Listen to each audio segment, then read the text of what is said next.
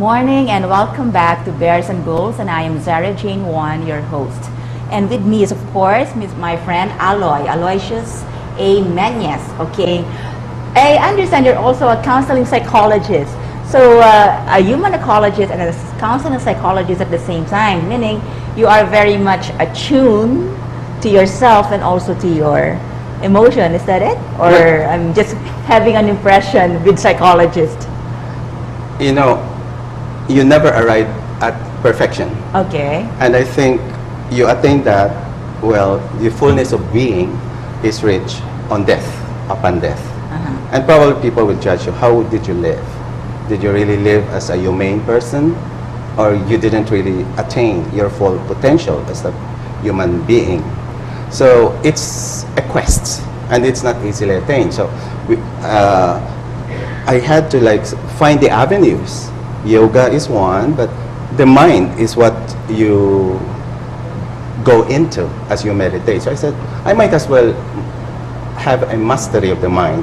So I took PhD in counseling psychology to know the ramification of how man's mind work. And through psychology, perhaps also attain some level of fulfillment of being human.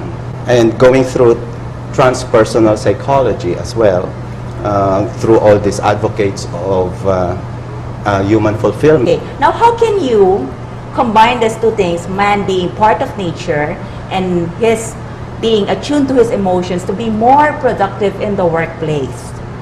Okay. Thank you, Sarah. Well, aside from my having been as an individual advocating for a holistic wellness lifestyle through my own consumer behavior, through my own discipline, I did also try to inculcate this because I benefited from my readings through education. So when I was teaching at UP and in a Catholic school, I tried to bring up this idea that man is indeed part of the web of the ecosystem. Okay. So as a guidance director of a Catholic school in Intramuros, I introduced the Holistic Wellness Guidance module. And this was way back in 92 to 96. I wonder if it's still being adapted and used in that school. But that should build people, men, young men and women, who will, once they graduate, become corporate executives as they go through the career ladder.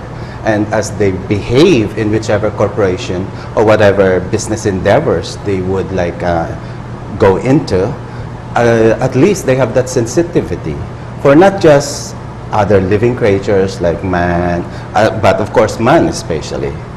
And in that way, they can be not just advocate, but proponent, and also by their own actions and by their own verbalization of their attitude and principles, they live in that ideology.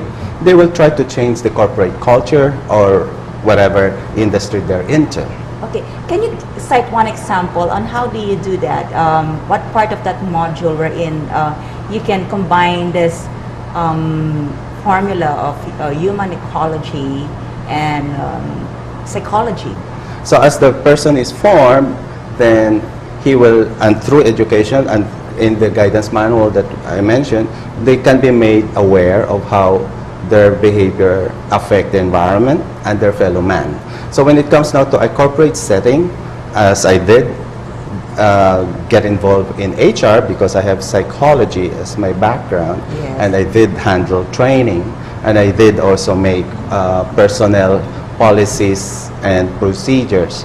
And having been through several pre-need companies, and now being also a member of the board of a real estate development group, we yes. try to manifest this ideology.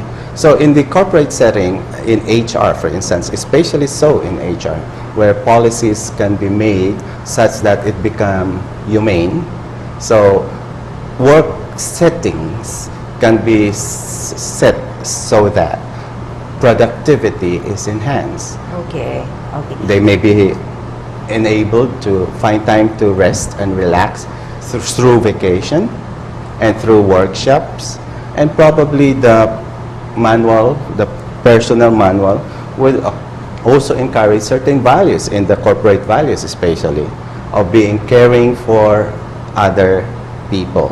And this can be also measured in terms of performance appraisal, which I did in a printed company. The performance appraisal manual had certain values, although abstract. We turned this into observable behavioral terms, and they would be rated by the way they behave or conduct themselves. Not just being resourceful, not just being cost conscious, but also being or having love for God and neighbor. So that in that company is part of the corporate. Now, in terms of the economy, how do you now connect this holistic advocacy of yours to raise our economy? Through education, once again, as those who are like-minded, there are a lot of other people who are advocates of the ecology and also, of course, their own personal wellness and well-being, and whatever profession or endeavors they may be in, I'm sure by their own power are able to influence and make change or make things happen. So they may be in government, they may be in industry, they may be in the academe, but they embody a certain paradigm, and they are that person. The philosophy, the principle that they abide by, that they live with, becomes their very action.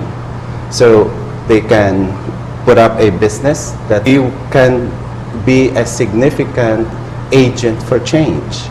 And as there are many more like us, like the song Imagine by the Beatles, I hope someday you will join us. And the world will become as one, because we cannot be just Philippines. We are the globe. It's now becoming a village. It's a global village. And the challenge really is to reverse all of these mistakes that is now risking our very survival. Okay. Let me talk about this global properties. I understand you're also a member of the board. It's on its inception. But of course, we'll go into development, and we will be conscious of our impact on the environment, naturally. What is the nature of your business? What do you do basically? Well, to develop resorts and hotels, if this will fly. All right, so but you of are course, into... but whatever industry you may be into, Okay. you always have to contend with the environment. So ecology and economy are interlinked. Okay. If it's not sustainable, eventually our economy will collapse. And we go back again to the person. If the person is empowered and enlivened and inspired by certain principles, such as those that probably convinces him that there's enough for everyone's need, but not enough for anyone's greed, and a holistic wellness will just simply encourage this kind of lifestyle that will caution his impact on the environment.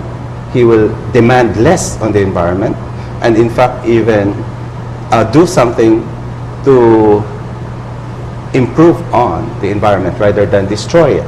So a lot of our industries really is destroying our environment, and our own consumer behavior affects the entire global